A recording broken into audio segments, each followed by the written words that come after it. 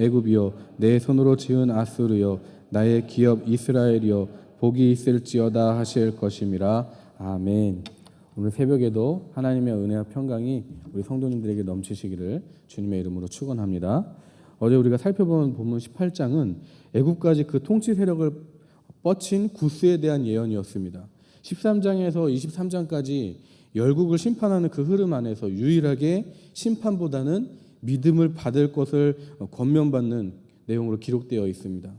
그래서 마치 심판의 대상에서 제외된 것처럼 보였는데 어제 18장에서는 심판 대상의 초점이 구스가 아니라 아수르였기 때문에 그렇게 정리한 것이지 저들도 심판의 대상에서 아주 제외된 것은 아닙니다. 그래서 18장에서 구스에 대해서 슬프다라고 표현한 뜻도 구스의 심판에 대해서 말하려고 슬프다 이렇게 말한 것이 아니라 이사야 선지자들 통해서 사절단에게 권면했던 그 말씀을 저들이 지키지 않고 의지하지 않았기 때문에 슬프다 이렇게 표현했다라고 정리했었습니다. 그리고 구스라는 나라가 18장의 증거를 보니까 어떤 나라였습니까? 외교력에 있어서라든가 경제력에 있어서 또 군사력에 있어서 다 출중한 것으로 묘사되는 것으로 봐서 애굽이 구스의 지배하에 있었다 이렇게 정리도 했었습니다. 그런데 오늘 본문 19장의 심판의 대상은 어떻습니까? 애굽을 지배하는 구스라는 이름으로서가 아니라 애굽이라는 독립된 이름으로 심판의 대상으로 기록되어 있다는 거죠. 우린 또 이 부분을 어떻게 이해해야 될까요? 오늘 19장의 예언이 선포되던 시기는 애굽 나라에 내란이 있어서 불안정한 시기입니다. 당시 애굽은 구스가 다스리고 있었는데 시간이 지나서 얼마 후에 애굽인들은 구스의 지배에서 벗어나려고 독립투쟁을 합니다. 그 결과 기원전 695년경에 구스 왕조를 전복시키고 12개의 연방 군주국이 새롭게 형성이 됩니다. 그러니까 애굽은 이제 구스에 종속된 애굽이 아니라 구스가 애굽이고 애굽이 구스라고 봐도 된다 이런 것이 아니라 이제는 구스로부터 독립된 애굽으로서의 면모를 갖춘 것입니다. 그렇게 애굽 안에 연방 군주국이 새롭게 형성되었음을 보여주고 있는 것이 바로 2절에 성읍이 성읍을 치며 나라가 나라를 칠 것이라는 구절입니다. 여기서 나라가 나라는 이제 지방과 지방으로 해석할 수가 있겠습니다. 그래서 이제 구스의 지배를 받는 애굽이 아니라 독립된 나라로서 애굽에 대한 심판을 이제 예언하고 있는 것입니다. 그렇게 12개 연방 군주국이 형성된 애굽은 또 시간이 지나서 후대에 주전 664년경에 전 애굽을 통일하여 강력한 중앙 집권 국가를 형성하게 됩니다. 그 통일해서 중앙 집권 국가를 형성했을 때 왕은 잔인하고 포악한 독재자라고 합니다. 이 역사의 증언에 대해서도 4절에 대해서 언급하고 있습니다. 하나님께서 애굽을 향한 징벌로 말씀하고 계시죠. 4절을 같이 읽어볼까요? 시작. 내가 애굽인을 잔인한 주인의 손에 붙이리니 포악한 왕이 그들을 다스리리라. 주 만군의 여호와의 말씀이니라. 네. 그래서 18장은 아수르에 대한 심판에 초점을 맞추면서 구스에 대한 언급을 하고 있었고요. 그리고 19장은 구스로부터 독립된 그 애굽에 대한 심판을 기록하고 있고, 그리고 우리가 내일 살펴볼 20장은 애굽과 구스에 대한 심판을 기록하고 있는 것입니다. 그래서 19장과 20장에서 오늘 읽는 우리 19장과 내일 20장에서 차이가 있다면 오늘 본문 19장은 애굽에 대한 심판을 말씀하시면서 구원에 대한 메시지도 선포하지만 내일 20장에 대한 애굽에 대한 심판은 오직 심판만 있는 것입니다. 그런 차이가 있어요. 그런데 우리가 이제 지금 어제부터 이제 보면 아시겠지만 18장부터 20장까지는 애굽과 구스에 대한 예언을 하고 있기 때문에 애굽과 구스에 관한 예언의 3부작이다 이렇게 정리할 수도 있겠습니다. 오늘 본문도 19장도 어느 정도 틀을 갖고 이해하면 쉽습니다. 전반부와 후반부로 나누자면 전반부는 1절부터 17절까지의 내용이고 후반부는 18절부터 25절 끝절까지입니다. 전반부는 바로 애굽을 향한 심판의 메시지가 적혀 있고요. 그리고 후반부는 애굽을 향한 구원의 메시지가 기록되어 있습니다. 전반부에서 하나님은 애굽에 대해서 구체적으로 그 심판 내용을 말씀하십니다. 사회적인 혼란이라든가 자연적인 재해 그리고 정신적으로 그 심판을 내리십니다. 현실 세계에서 이런 혼란과 재해, 그 사회 구성원들의 정신적인 고통들에 대해서 불신자들은 어떻게 해석할까요? 이것을 우연한 것으로 본다든가 어떤 사회 현상으로만 해석하겠죠. 하지만 성경은 이런 일들에 대해서 하나님의 섭리적 심판이라고 분명히 맨 처음부터 언급하고 있습니다. 1절을 1절 상반절을 볼까요? 애굽에 관한 경고라 보라 여호와께서 빠른 구름을 타고 애굽에 임하시리니. 모든 심판의 내용이 전개되기 전에 하나님께서 임하신다는 말로 시작되고 있어요. 이것은 곧 앞으로 나타날 모든 심판에 대해서 하나님께서 섭리하시는 역사를 선포하는 말씀입니다. 여기서 하나님께서 임하신다는 것은 장차 애굽에 임할 외국 군대를 하나님께서 심판의 도구로 보내신다는 뜻입니다. 그리고 구름을 타고라는 것은 하나님의 위엄을 상징하는 것이죠.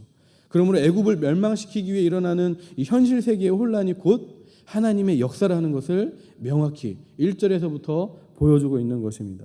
근데 여기 언급되는 재앙의 내용들을 보십시오. 1절에 애굽인의 마음이 그 속에서 녹겠고, 그러니까 이것은 마음속에 두려움이 생긴다는 뜻입니다.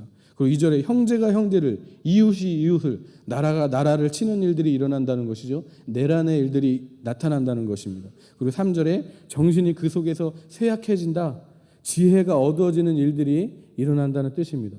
이 모든 것이 하나님으로부터 임하는 것인데 애굽 사람들은 이 재앙이, 자신들에게 임하는 이 재앙이 하나님으로부터 임하는 것인지 알까요? 모를까요? 모릅니다. 모르니까 지금 그들이 무엇을 하고 있습니까? 3절을 다시 읽어보겠습니다. 3절 시작. 애굽인의 정신이 그 속에서 쇠약할 것이요 그의 계획을 내가 깨트리리니 그들이 우상과 마술사와 신접한 자와 요술객에게 물으리로다. 전체적인 어려움을 당하는 이 애굽인들이 이 국난을 극복하기 위해서 우상을 의지한다는 겁니다. 그런데 그 우상이 답을 합니까? 안 합니까? 답을 안 합니다. 그래서 자신들이 의지했던 우상에 대해서 당연히 만족할 수가 없기 때문에 또 누구를 찾아갑니까? 마술사. 역시 마술사에게도 만족할 수가 없으니까 신접한 자를 찾아가고, 또 만족할 수 없으니까 요술객에게 찾아가는 엉뚱한 짓들을 하고 있다라는 겁니다. 이것이 바로 3절의 내용이에요. 여기서 우리가 뭘 확인할 수 있을까요? 애굽인들이 의지하는 우상, 미신. 이 미신이라는 것은 몇만 가지를 해봐도 만족을 얻지 못한다는 것입니다. 미신을 의지하는 자들은 미신을 가지면 가질수록 그 마음이 안정되지 않아서 괴로움을 당할 뿐이라는 것을 성경이 기록해주고 있는 것입니다. 하지만 여러분, 우리가 믿는 진리의 말씀, 성경 말씀은 어떻습니까? 참되신 하나님을 찾도록 우리를 인도해 주시기 때문에 말씀을 믿는 자는 미신을 믿는 자들과는 다르게 확신을 얻을 수 있는 줄 믿습니다. 확신을 얻고 그 확신을 경험하니까 기쁨과 만족을 얻는 줄 믿습니다. 그러니까 성경 말씀을 믿는 자는 말씀 외에 다른 것들을 원하게 될까요? 원하지 않게 될까요? 원하지 않게 되는 것이죠. 여기에 참된 진리가 있고 참된 안식이 있고 참된 위로가 있고 능력이 있고 응답이 있고 축복이 있기 때문에 말씀을 믿는 자는 결코 다른 곳에서부터 만족을 누릴 수 없는 것입니다. 그런데 우리 신자들이 우리에게 주어진 죄악의 현실을 죄된 본성과 함께 살아가면서 어떤 일이 생깁니까? 시험에 빠지는 일이 생깁니다. 시험에 빠져서 세상의 그릇된 사상들을 바라보게 되고 의지하게 되고 따라가는 경우가 있습니다. 바로 그때 신자가 다시 일어날 수 있는 능력은 어디에 있을까요? 바로 하나님의 말씀인 줄 믿습니다. 하나님의 말씀을 다시 의지하면 그 참된 말씀은 다시 우리를 인도하실 것이고 우리는 다시 하나님 안에서 만족하게 될 줄 믿습니다. 그렇게 하지 않으면 11절의 하반절의 애굽인들처럼 나는 지혜로운 자들의 자손이라 하면서 헛된 문벌을 의지하는 것이 지혜인 줄 알고 하나님이 아닌 다른 것을 의지하는 것을 지혜로 삼는 그 착각을 일으키고 교만된 어리석음을 범하게 된다는 것입니다. 여러분, 진정한 지혜는 오직 하나님으로부터 임하고 계시된 하나님의 말씀으로부터 임하는 줄 믿습니다. 이 사실을 온전히 붙잡고 살아가실 수 있기를 주님의 이름으로 축원합니다. 이제 애굽에 임할 심판의 메시지는 이제 끝나고 후반부에는 분위기를 전환하고 회복과 구원의 메시지를 선포하고 있습니다. 유다를 통해서 종교적 영향력이 확산돼서 애굽의 영적인 풍요로움이 나타나고 이제 전 세계적으로 그 복음의 은혜가 드러난다는 것이 후반부의 얘기인 것입니다. 이것은 20절에 의하면 하나님이 보내시는 한 구원자이자 보호자 누굴까요? 예수 그리스도로 인해서 실현될 예언입니다. 18절에서 22절을 보면 이사야는 애굽인들이 하나님을 알게 되고 하나님께 제물과 예물을 드리고 경배하게 될 것이라고 분명히 예언하고 있습니다. 그리고 그 영적인 풍요는 23절에서 25절에 애굽에만 한정되는 것이 아니라 그 대적이었던 애굽과 대적이었던 애굽을 멸망시켰던 그 아수르도 여호와를 알게 돼서 서로 평화를 누리고 같은 한 하나님을 섬기게 된다고 선언하고 있는 것입니다. 여기에서 영적인 풍요가 전 세계적으로 확산된다고 하는 이 메시지의 절정은 바로 25절에 있습니다.